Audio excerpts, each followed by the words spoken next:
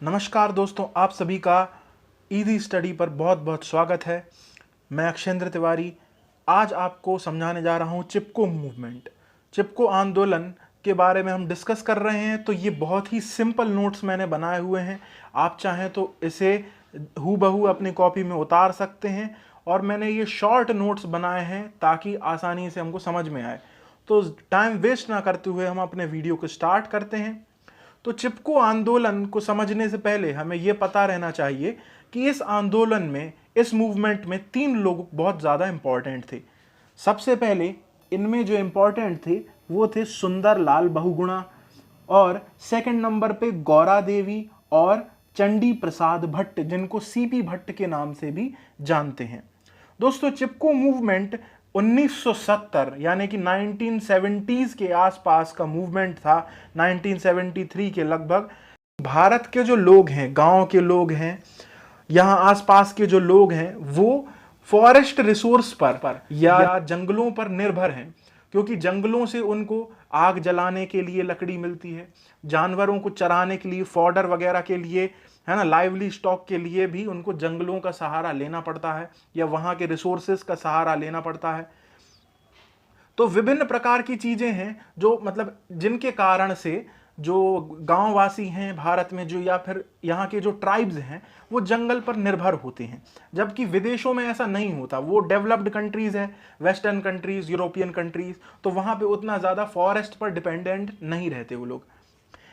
अब हम बात करते हैं चिपको मूवमेंट की। तो दोस्तों, चिपको मूवमेंट को वुमेन्स मूवमेंट भी कहा जाता है, महिलाओं का मूवमेंट कहा जाता है इसको, और गूगल ने तो इसे इको फेमिनिस्ट मूवमेंट बोला है। यदि ये आप बता सकते हैं ये भी कि गूगल ने इसको इको फेमिनिस्ट मूवमेंट का दर्जा दिया है।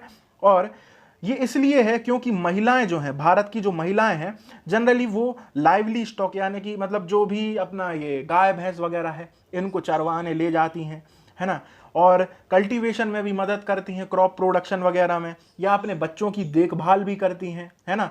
तो या जंगल में से जो लकड़ी वगैरह है वहाँ से तोड़ के लाती हैं, या जो सूखी लकड़ियाँ हैं उनको बीन कर लाती हैं, उनका एक गट्ठर बनाती हैं। आपने भी देखा होगा शायद लोकल ट्रेन वगैरह में कि जो लेडीज़ हैं वो लकड़ियों का एक बंच ले जा रही हैं। तो ये लकड़ी जो भी लोगों के घर में जलाई वगैरह जाती है उसके यूज़ के लिए, है ना। तो दोस्तों, महिलाओं को ये पता चला कि फ्लड्स यानी कि बाढ़ आने के कारण या भूस्खलन के कारण यहाँ पे चिपको मूवमेंट की ज़रूरत है। अब ये कैसे हुआ? जब यहाँ पे पेड़ कटने लगे, बहुत ज़्यादा पेड़, बहुत मात्रा में पेड़ काटे गए। ये जो घटना है चिपको मूवमेंट की, ये हिमाचल प्रदेश, उत्तराखंड के आसपास की घटना है, ठीक है। तो यहाँ पर बहुत ज़्यादा पेड़ों की एक समय कटाई हुई, तो जिसके कारण उसका असर देखने को मिला, बाढ़ आने लगी। और जो अपन को जैसे पता है कि यदि पेड़ लगा है तो पेड़ क्या करता है, ज़मीन को पकड़ के रखता है, सॉइल को पकड़ के रखता है ना, सॉइल इरोजन होने से रोकता है, लैंड स्लाइड होने से रोकता है पेड़। लेकिन जब पेड़ बहुत ज़्यादा कट रहे थे तो लैंड स्लाइड होने लगे पेड़ कटने के कारण। तो यहाँ की महिलाओं को ये चीज़ समझ में आ गई और अर्बनाइजेशन भी हुआ। अर्बनाइजेशन क्यों हुआ दोस्तों? तो 1963 में इंडिया और चाइना का बॉर्डर डिस्प्यूट चल रहा था, बॉर्डर कॉन्फ्लिक्ट चल रहा था कि जो है चाइना और इंडिया में कि ये वाला एरिया हमारा है, या इंडिया बोल रहा था नहीं ये हमारे अंडर आता है। तो इस कारण से क्या हो रहा था कि जो इंडियन गवर्नमेंट थी वो अर्बनाइजेशन पे बहुत ज़्यादा मतलब इंफ्रास्ट्रक्चर डेवलपमेंट पे, है ना, और कमर्शलाइजेशन पे बहुत ज़्यादा ध्यान दे रही थी, है ना। बिल्डिंग्स बनवा रही थी, पेड़ वगैरह कटवा रही थी इंडियन गवर्नमेंट, ताकि वहाँ के लोग वहाँ पे अच्छे से सेटल हो जाएं और वो एरिया जो है वो चाइना क्लेम ना कर पाए, है ना। तो ये कुछ कारण थे। अब इस वजह से तो पेड़ बहुत ज़्यादा कट रहे थे और गवर्नमेंट ने क्या कर दिया कि जो लोकल लोग थे उनके ऊपर बैन कर दिया कि वो लोग फॉरेस्ट के रिसोर्स का यूज़ नहीं कर सकते। अब देखिए दोस्तों, अभी हमने पढ़ा है कि वहाँ के लोग खाने पर डिपेंडेंट थे, फॉरेस्ट पे, वहाँ से फल वगैरह तोड़ते होंगे, या जो भी चीज़ें खाने पीने में, क्रॉप्स वगैरह भी वहीं कहीं आसपास उगी रहती होंगी, उनको यूज़ करते होंगे, फ्यूल के रूप में यूज़ करते थे। लकड़ी को जैसे जलाते थे वो लोग, तो लकड़ी का फ्यूल के रूप में यूज़ करते थे, है ना, और अपने जानवरों वगैरह को भी वहाँ चरवाने ले जाते थे। तो इस तरीके से वहाँ के जो लोकल लोग थे या ट्राइबल लोग थे या विलेजर्स थे, वो फॉरेस्ट रिसोर्स का इस तरीके से यूज करते थे। लेकिन गवर्नमेंट ने क्या किया कि अर्बनाइजेशन के चक्कर में या इंफ्रास्ट्रक्चर डेवलपमेंट के लिए गवर्नमेंट ने ठेकेदारों को ठेके दे दिए, है ना।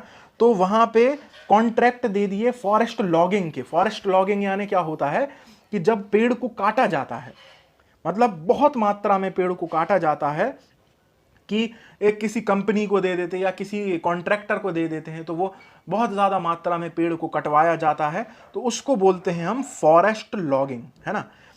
अब यहां पे ऐसी सिचुएशन आ गई कि जब विलेजर्स फॉरेस्ट रिसोर्स का यूज नहीं कर पा रहे थे, तो villagers versus government of India, ये सिचुएशन पैदा हो गई। अब विलेजर्स जो हैं वो मतलब गवर्नमेंट ऑफ इंडिया के खिलाफ में हो गए थे। अब दोस्तों, अब हम बात करते हैं कि जो चिपको मूवमेंट है वो चमोली डिस्ट्रिक्ट से स्टार्ट हुआ था। चमोली जो है जिला है वो उत्तर प्रदेश में आता था उस समय, लेकिन आज के समय में ये उत्तराखंड में आता है। तो दोस्तों 1973 में चमोली डिस्ट्रिक्ट में, उस समय के उत्तर प्रदेश में, लेकिन आज के उत्तराखंड में चिपको मूवमेंट की शुरुआत हुई। तो चिपको मूवमेंट में चंडी प्रसाद भट्ट जी ने बहुत ज़्यादा इंपॉर्टेंट भूमिका निभाई है। कैसे? क्योंकि ये एक गांधीयन सोशल एक्टिविस्ट थे और एनवायरमेंटलिस्ट थे। गांधीयन सोशल एक्टिविस्ट का मतलब क्या है कि समाज के लिए, एनवायरमेंट के लिए ये काम करते थे, लेकिन नॉन वायलेंस का सहारा लेकर। वायलेंट नहीं थे ये बिल्कुल भी, मारपीट वगैरह नहीं करना, पत्थर वगैरह नहीं फेंकना, चुपचाप अपना विरोध प्रदर्शन कर सकते थे, मतलब बिना गवर्नमेंट का, मतलब अपोज भी करना है गवर्नमेंट का और उनसे लड़ना भी नहीं है, प्रॉपर्टी भी डैमेज नहीं करना है ना। तो ये डसौली ग्राम स्वराज संघ, इनने क्या किया, इसको फाउंड किया। इसके फाउंडर थे गोपेश्वर जगह में, इसको DGSS को इनने 1964 के ये फाउंडर थे। बाद में ये DGSS जो है वो DGSM हो गई, डसौली ग्राम स्वराज मंडल हो गई 1973 में, है ना। तो ये क्या करते थे, ये गवर्नमेंट को बहुत से लेटर्स लिखते थे, बहुत अपील करते थे, है ना, गवर्नमेंट ऑफ इंडिया से। लेकिन गवर्नमेंट ऑफ इंडिया क्या कर रही थी, इनके जो लेटर्स हैं, जो इनकी अपील है, उनको डिनाई कर रही थी, उनको मान नहीं रही थी। अच्छा, ये हम पहले भी पढ़ चुके हैं कि यहां के लोग जो है फॉरेस्ट के ऊपर फूड के रूप में भी, मतलब खाना और फ्यूल और फॉडर, तीनों रूप में जो है वो फॉरेस्ट पर डिपेंडेंट थे। अब यहां पर हम बात करते हैं सुंदरलाल बहुगुणा की। तो सुंदरलाल बहुगुणा ने भी बहुत ज्यादा इंपॉर्टेंट रोल प्ले किया। वो ऐसे किया कि सुंदरलाल बहुगुणा जी ने ये सभी लोगों को ये हम बोल सकते हैं जागृत किया कि मतलब जो पेड़ वगैरह हैं वो काटे जा रहे हैं, और ये चिपको जो है मूवमेंट है ऐसे स्टार्ट हुआ, यानी कि ट्रीज को हग करना है, यानी कि ट्रीज से चिपक जाना है। इस तरीके से ये मूवमेंट पूरे भारत भर में, बोल सकते हैं हम पूरे वर्ल्ड में एकदम फेमस हो गया। लोग क्या करने लगे कि पेड़ों को बचाने के लिए, ये कमर्शियलाइजेशन में, या बोल सकते हैं हम कि कॉन्ट्रैक्ट जो फॉरेस्ट लॉगिंग हो रही थी, पेड़ कट रहे थे, है ना, तो उनको बचाने के लिए लोग पेड़ों से चिपक गए। तो सुंदरलाल बहुगुणा जी का भी बहुत ज्यादा इंपॉर्टेंट रोल रहा है इसमें। अब हम बात करते हैं हम गौरा देवी की। तो गौरा देवी कौन थी? गौरा देवी जो थी वो एक वहां की लोकल लेडीज थी, है ना, विलेजर थी, और ये भी यहाँ पे फॉरेस्ट रिसोर्सेज पर निर्भर थी वहां के। और अलकनंदा नदी 1970 में जब ये इसके कारण जब वहां पे फ्लड आई थी और लैंडस्लाइड हुई थी, तो गौरा देवी को ये समझ में आ गया कि ये पेड़ कटने की वजह से ये फ्लड और लैंडस्लाइड हो रहा है। और गौरा देवी का जो लड़का था वो भी कहीं ना कहीं सुंदरलाल बहुगुणा के चिपको मूवमेंट से जुड़ा हुआ था। और एक छोटी बच्ची आई, मतलब ऐसी कहानी है कि एक छोटी बच्ची आई, उसने बोला कि पेड़ काटने लोग आ रहे हैं। तो गौरा देवी को जैसे ही पता चला तो इन्होंने सारे जितने भी गांव की महिलाएं हैं उनको इकट्ठा कर लिया, गांव वासियों को इकट्ठा कर लिया, और जहां पेड़ कटने वाले थे वहां पे ये लोग पहुंच गए और उन पेड़ों को हग कर लिया। ट्रीज को यहाँ पे ऐसे चारों तरफ से घेर के इन लोगों ने हाथ में हाथ पकड़ के एक दूसरे से और ट्रीज को हग कर लिया कि पेड़ को काटने से पहले तुम लोगों को हमको काटना पड़ेगा, या हमको मारना पड़ेगा, या हमारी लाश के ऊपर से गुजरना पड़ेगा, ऐसा बोलते हैं ना हम। तो इन लोगों ने पेड़ को इस तरीके से प्रोटेक्ट कर लिया। अब सेम मूवमेंट ऐसे ही इसी प्रकार का एक मूवमेंट 1730 में 1730 में बिश्नोई मूवमेंट नाम से एक मूवमेंट हुआ था। उस समय एक लेडीज थी अमृता देवी, इनने बहुत इंपॉर्टेंट रोल प्ले किया है उस बिश्नोई मूवमेंट में। वो इसलिए किया है, अब मैं बिश्नोई मूवमेंट यहां इसलिए बता रहा हूं क्योंकि ये दोनों मूवमेंट एक दूसरे से सिमिलर हैं। क्योंकि 1730 में अमृता देवी नाम की एक लेडीज थी, तो असल में वहां का जो एक राजा हुआ करता था, उसने अपने सोल्जर्स को यह आदेश दे दिया कि आप लोगों को क्या करना है, पेड़ काटने हैं। तो सोल्जर्स लोग तो क्या है, आदेश मान के पेड़ काटने निकल पड़े और पेड़ों को काटने लगे। लेकिन वहां की जो बिश्नोई कम्युनिटी है, उन लोगों ने खेजरी फॉरेस्ट, खेजरली या खेजड़ी फॉरेस्ट को प्रोटेक्ट करने के लिए वो लोग भी क्या हो गए, ट्री से चिपक गए, है ना, ट्री को हग कर लिया उन लोगों ने।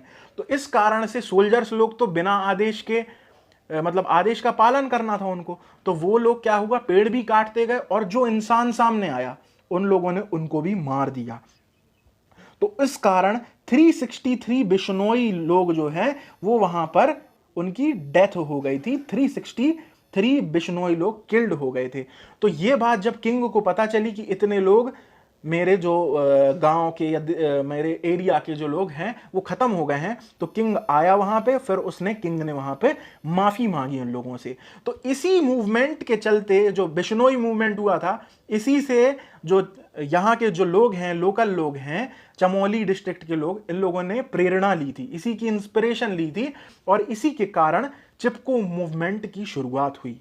जब ये चिपको मूवमेंट चल रहा था और जैसे ही इसमें अपना चंडी प्रसाद भट्ट जी बार बार लेटर लिख रहे थे, अपील कर रहे थे गवर्नमेंट से, तो इंदिरा गांधी जी को जब ये पता चला तो उन्होंने कमर्शियल लॉगिंग पर बैन कर दिया और वहां के जो कॉन्ट्रैक्टर्स को जो कॉन्ट्रैक्ट दिए थे फॉरेस्ट लॉगिंग के, वो कैंसिल कर दिए। तो दोस्तों यही था चिपको मूवमेंट, जिसको वुमेन्स मूवमेंट भी बोला जाता है या इको फेमिनिस्ट मूवमेंट भी बोला जाता है। तो दोस्तों उम्मीद करता हूं आपको बहुत अच्छे से समझ में आ गया होगा। तो इसके एक बार जल्दी से मैं आपको बता देता हूं इंपॉर्टेंट पॉइंट्स क्या क्या हैं।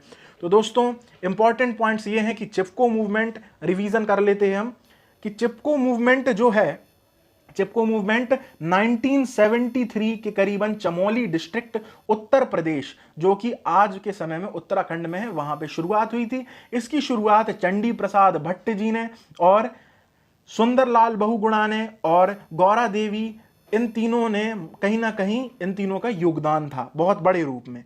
और चिपको मूवमेंट जो है वो इसलिए हुआ था क्योंकि कमर्शलाइजेशन हो रहा था, इंफ्रास्ट्रक्चर डेवलपमेंट हो रहा था। तो वहां के जो विलेजर्स हैं या लोकल लोग हैं वो गवर्नमेंट ऑफ इंडिया के खिलाफ में हो गए थे और इन लोगों ने ट्रीज को बचाने के लिए चारों तरफ से ट्रीज को हग कर लिया था और चिपक गए थे, इसलिए इसको चिपको मूवमेंट बोलते हैं। सेम इसी के जैसा एक मूवमेंट हुआ था एपिको मूवमेंट कर्नाटक में। तो अगले वीडियो में मैं आपको एपिको मूवमेंट के बारे में बताऊंगा। आई होप ये वीडियो आपको अच्छे से समझ में आया होगा। Thank you.